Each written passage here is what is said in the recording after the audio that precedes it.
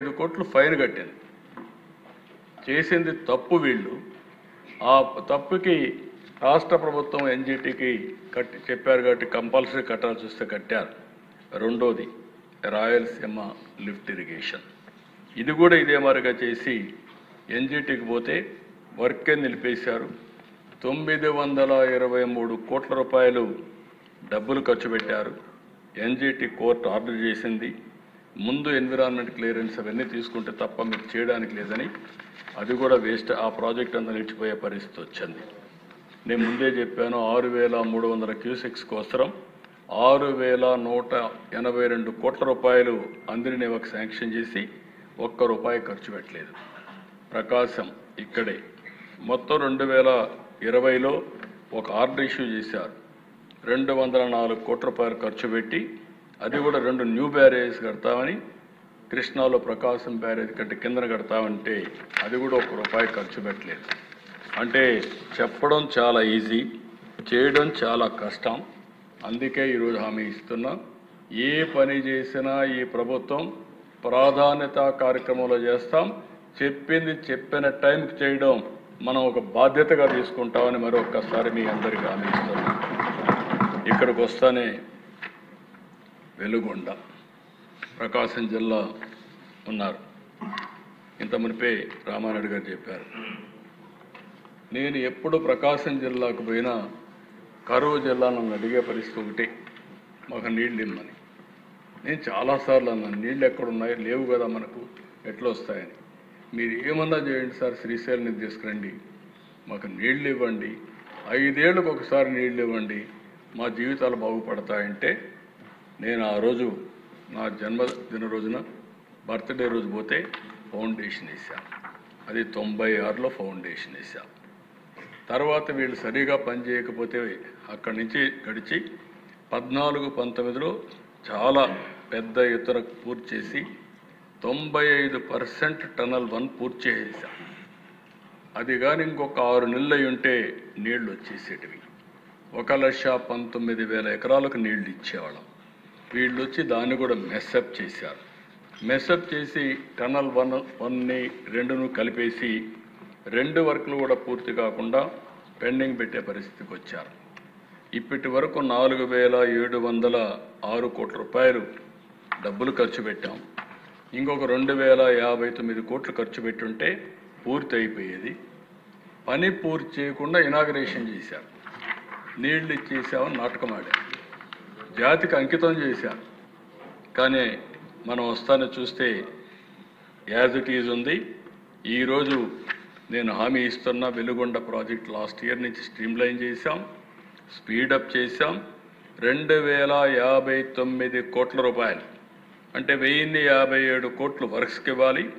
Land ఎక్విజిషన్కి 139 కోట్లు, R&R package 862 కోట్లు, మొత్తం 2,059 కోట్ల రూపాయలు ఖర్చు పెట్టి రాబోయే సంవత్సరం జూలైకంతా నీళ్లు ఇచ్చే బాధ్యత ప్రభుత్వం తీసుకుంది. కరువు ప్రాంతం, ప్రకాశం పశ్చిమ ప్రాంతం, గిద్దలూరు, మార్కాపూర్, కనిగిరి, ఈ ప్రాంతంలో ఎర్రగొండపాలెం, వీటికి నీళ్లు ఇవ్వాల్సిన అవసరం ఉంది. ఇది పూర్తి చేస్తామని చెప్పి కూడా నేను మీకు తెలియజేస్తున్నా. రెండోది ఉత్తరాంధ్ర. ఉత్తరాంధ్రలో మీరు ఒకసారి చూస్తే దగ్గర ఒక 185 కోట్ల రూపాయలు ఖర్చు పెడితే బ్యాలెన్స్ వరకు వంశధార ఫేజ్ 2 స్టేజ్ 2 పూర్తి అవుతాయి. అది కూడా పూర్తి చేయకుండా 5 ఏళ్లలో వీళ్ళు ఖర్చు పెట్టింది ఒక 300-400 కోట్లు కూడా ఖర్చు పెట్టలేదు. ఈరోజు ఇది కాకుండా ఇంకొక పక్కన చూస్తే Vamsadhara phase 2 stage 2, Sardar Gouthu Latchanna Thotapalli barrage project ఒకటి, తారకరామ తీర్థసాగర్ ఒకటి, offshore reservoir and Mahendra Tanaya ఒకటి, హీరమండలం లిఫ్ట్ ఇరిగేషన్ స్కీమ్ ఒకటి, interlinking of Vamsadhara Nagavali rivers 2 అదొకటి, Madduvalasa reservoir project stage 2, Janjavathi reservoir project, interlinking of Nagavali Champavathi rivers, ఇది అప్ టు గడిగడ్డ. ఈ ప్రాజెక్ట్స్ అన్నిటికి కలిపి 9కి 2,097 కోట్లు అవుతుంది. దీనివల్ల కొత్తగా 1,25,000 ఎకరాలు వస్తుంది. పాత ఆయకట్టు 2,48,000 ఎకరాలు స్థిరీకరణ జరుగుతుంది.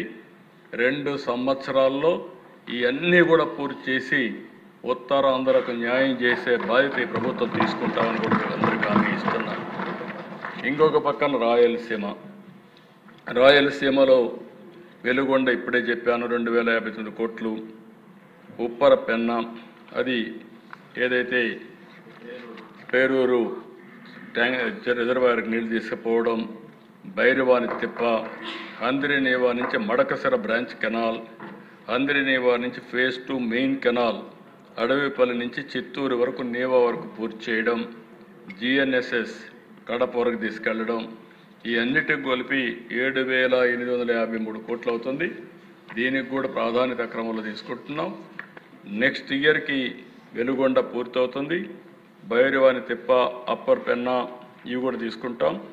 ఏదైతే కడపకు కూడా అందిరినీవా తీసుకొని నెక్స్ట్ ఇయర్కి ఇది పూర్తి చేసి ఆ రాబోయే సంవత్సరం ఇది రాజంపేట వరకు తీసుకెళ్తాం, కోడూరుకు తీసుకెళ్తాం.